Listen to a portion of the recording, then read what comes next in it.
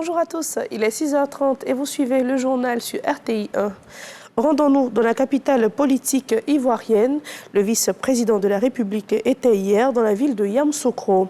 Il a procédé à l'ouverture des journées inaugurales des mandats municipaux et régionaux 2023-2028. Ces journées vont refermer leurs portes ce vendredi. Elles vont permettre aux acteurs de développement d'échanger sur plusieurs thématiques, notamment la gouvernance locale, la décentralisation et les stratégies de développement durable. Juste avant cette cérémonie, le vice-président de la République était dans la localité de Zambakro. Thiemo Komele-Kone a pris part au baptême des élèves officiers de première année de la 55e promotion et aussi à la remise d'épaulettes des médecins lieutenants et sous-lieutenants de la promotion Fierté. C'était lors de la traditionnelle fête de fin d'année de l'Académie des forces armées de Zambakro. Reportage. Le vice-président de la République, Thiemo Komele-Kone, ce jeudi à l'Académie des forces armées de Zambakro. 125 élèves officiers d'actifs de première année de la 55e promotion reçoivent ce jour leur baptême. Votre promotion s'appellera promotion résilience et votre parrain sera le général de division en deuxième section, Kone Mambi. Avec ce baptême, une double cérémonie de remise d'épaulettes, celle de la promotion Fierté et de la 18e promotion des médecins élèves officiers. Dans le contexte des menaces sécuritaires qui affectent la stabilité régionale et qui mettent en péril l'existence même de nos États, nos écoles d'officiers ont conscience de la profondeur des mutations en cours et de la nécessité de recourir à des expertises qui traditionnellement ne relèvent pas de notre milieu militaire. Les défis qui se posent aujourd'hui à nos armées dans nos opérations sont de plus en plus sophistiqués et les officiers que nous préparons ici pour les affronter doivent disposer de toutes les capacités pour naviguer dans ces paysages complexes. Leadership, compétences tactiques, résilience, maîtrise des technologies, culture géopolitique, le tout sur des fondements éthiques solides. Au nom de la promotion Fierté, Serge Silué, major, prononce le serment de loyauté qui les lie à leurs armées. Je jure d'obéir à mes chefs en tout ce qu'ils me commanderont pour le bien du service. Je vous nomme respectivement médecin lieutenant et sous-lieutenant. Pour le ministre d'État, ministre de la Défense, Téné Birahima Ouattara, une armée professionnelle ne peut être bâtie sans formation adéquate. Que valent les équipements et les matériels sophistiqués sans des hommes et des femmes capables de les mettre en œuvre convenablement et d'en prendre soin? C'est pourquoi Son Excellence, Monsieur le Président de la République, chef suprême des armées, ne ménage aucun effort afin que nos écoles et centres de formation militaire soient des pôles d'excellence qui attirent de nombreux stagiaires des pays frères grâce à plusieurs réformes qui ont été mises en œuvre ces dernières années. Le ministre d'État exhorte chacune des promotions à la responsabilité. Chers officiers de la promotion Résilience, je me réjouis de ce nom de promotion qui vous identifiera parmi la grande famille des officiers tout au long de votre vie. Résilience est le symbole de votre unité et de votre engagement commun envers les nations que vous serez appelés à servir et à défendre au grand prix de sacrifice. Pour mériter ce nom de promotion, vous devez être capable de surmonter les défis, les stress et les traumatismes liés aux opérations militaires. Vous devez être à mesure de résister face à toute adversité, aux difficultés ou aux épreuves de quelque nature que ce soit. Vous devez être inébranlable dans l'atteinte de vos objectifs et les missions qui vous sont assignées. La cérémonie a pris fin par le défilé des troupes à pied, au grand bonheur des parents et amis présents.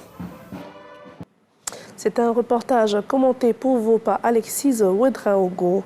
Direction la primature, le Premier ministre Robert Begré-Mambé a reçu à son cabinet la représentante résidente du PNUD en Côte d'Ivoire. Elle est en fin de mission, une fonction qu'elle a occupée pendant 4 années en Côte d'Ivoire. Franck Quadio nous fait le point de cette rencontre.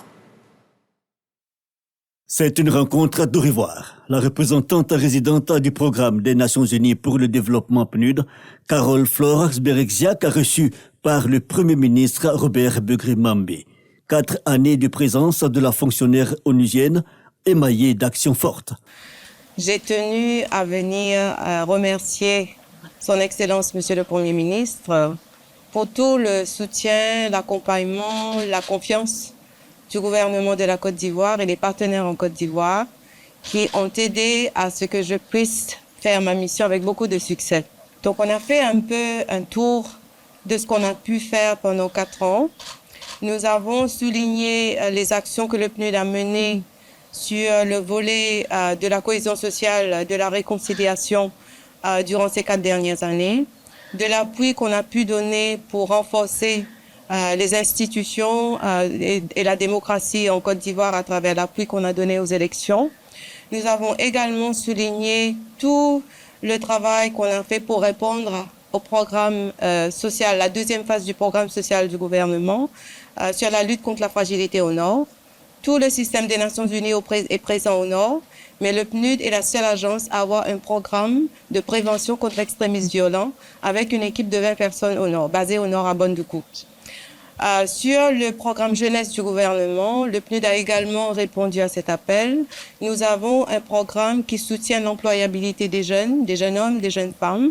Carole Flores Berexiac a aussi souligné l'intervention significative et l'engagement accru en faveur de la lutte contre le dérèglement climatique par l'accès au financement vert, entre autres. Avant de prendre congé du chef du gouvernement, la représentante résidente a noté que le PNUD aura son nouveau responsable connu à la mi-août 2024. On quitte la primature et cette fois, on se rend au siège de la Fondation Children of Africa dans la commune de Cocody. Cette année, ce sont 12 élèves qui vont s'envoler pour le sud de la France. Ils ont été retenus parmi les meilleurs élèves du pays. Ils vont passer 21 jours de vacances éducatives au Centre méditerranéen d'études françaises. Un séjour entièrement pris en charge par la Fondation de la Première Dame Dominique Ouattara. Mahama Traoré pour le reportage. Une projection pour donner un aperçu de ce que sera ce séjour éducatif et récréatif qui attend les 12 meilleurs élèves de Côte d'Ivoire en France. Pour encore aiguiser l'impatience de ces 6 filles et 6 garçons, ces témoignages de retour d'expérience d'anciens bénéficiaires de ce programme initié par la Fondation Children of Africa de la Première Dame Dominique Ouattara depuis 2015. Ça a été une très grande expérience pour moi parce que j'ai pu côtoyer des gens qui viennent de toute culture, qui viennent du monde entier. J'ai pu partager ma culture avec ces différents enfants-là. J'ai pu pratiquer mon anglais et j'ai pu apprendre beaucoup de choses et aussi visiter le sud de la France. C'était une expérience que je n'oublie pas, une expérience qui jusqu'à présent a forgé des compétences interpersonnelles qui me permettent aujourd'hui de briller dans mon contexte professionnel. Nous étions encadrés par des animateurs très dévoués qui prenaient soin de nous avec une très grande attention. Le 7 février dernier, j'ai brillamment terminé mes études avec la soutenance de ma thèse, devenant ainsi docteur en pharmacie à l'âge de 23 ans. Les vacanciers vont résider à Cap-d'Aille, localité du sud de la France. Ce séjour entièrement pris en charge par la Fondation Children of Africa sera encadré par l'association Cité Club Universitaire. Vous allez bénéficier d'un stage de théâtre sous la direction d'Éric Sotoni avec plusieurs objectifs. La maîtrise de son corps, la maîtrise de l'oral et la prise de parole en public, savoir improviser et développer son imaginaire, affirmer sa volonté de prise de parole au sein d'un groupe. Nous comptons sur vous pour nous présenter, comme le firent vos prédécesseurs les années précédentes, un spectacle à la fin du séjour. Ces vacances généreusement offertes sont pour nous un signe fort d'encouragement pour nous surpasser dans le travail. Nous vous promettons de continuer à exceller partout où nous irons. Mes amis et moi, nous nous joignons à nos parents pour dire merci à la Fondation Children of Africa et particulièrement à maman Dominique. Pour la Fondation Children of Africa, ce séjour qui s'annonce déjà inoubliable pour les bénéficiaires n'est que mérité au vu de leurs excellents résultats scolaires.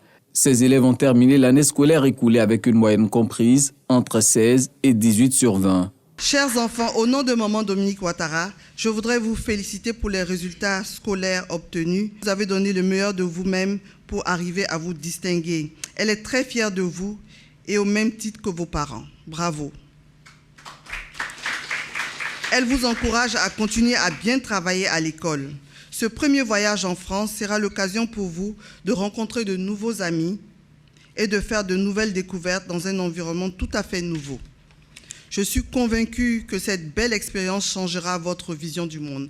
2024 marque la 8e édition de cette initiative de la Fondation Children of Africa, ce qui témoigne de l'attachement de la première dame Dominique Ouattara aux valeurs de mérite et d'excellence. Je voudrais saluer la constance de l'engagement de Madame la Première Dame, Madame Dominique Ouattara, à soutenir la culture de l'excellence dans notre système éducatif. Cette opportunité qu'elle offre tous les ans constitue pour les jeunes élèves une stimulation supplémentaire à davantage travailler en classe pour devenir les meilleurs de leur génération. Madame la Première Dame donne envie aux élèves de briller et de faire briller leur pays, la Côte d'Ivoire. Depuis 2015, ce programme de vacances offertes en France a bénéficié à 78 enfants. Un tout autre sujet à présent, la 6e édition de la Journée du mérite de la communication et des médias a été lancée. Cette cérémonie va permettre de récompenser les acteurs du monde de la communication. Pour cette édition 2024, ce sont 40 médailles qui seront remises. Ismaël Déo, Jean-Marc Djadji et Franck Kofi. La cérémonie de récompense dans l'ordre du mérite de la communication remet le couvert pour une 6e édition. Information principale à cette conférence entre organisateurs de l'événement et détenteurs du 4e pouvoir. Célébration des acteurs du domaine médiatique ivoirien, elle les distingue pour leur contribution au développement du secteur. À l'aube des festivités, un tour d'horizon de l'activité est effectué. Cette édition met l'accent sur la participation des femmes au processus de distinction. Nous avons voulu, à travers cette édition, marqué surtout en innovant pour permettre à des gens qui sont installés hors d'Abidjan dans des contrées parfois difficiles de saisir facilement le Conseil de l'ordre.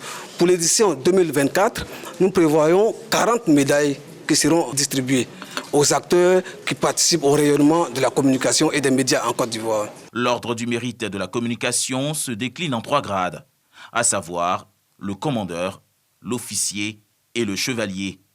Conseil de l'ordre @communication.gouv.ci est l'adresse à consulter pour faire acte de candidature. Date butoir de dépôt des dossiers le 30 septembre prochain à 18 h. La cérémonie, quant à elle, est prévue pour le 21 décembre 2024. Dans l'actualité internationale, en France, hier, s'est tenue l'élection pour la présidence de l'Assemblée nationale. Les nouveaux députés ont voté pour choisir leur président. Parmi les 6 candidats déclarés, Yael Braun-Pivet, présidente sortante, a été réélue avec 220 voix à la présidence de l'hémicycle à l'issue d'un vote en 3 tours. Une autre actualité sur le même continent, hier à Strasbourg, les eurodéputés ont voté pour Ursula von der Leyen. Elle a été réélue pour un mandat de 5 ans à la tête de la Commission européenne. À l'issue d'un vote à bulletin secret, la responsable allemande a obtenu 401 votes de soutien contre 284 contre, 15 abstentions et 7 nuls. Fin de cette édition, merci à tous de l'avoir suivi et l'actualité revient à 10 h sur RTI 1.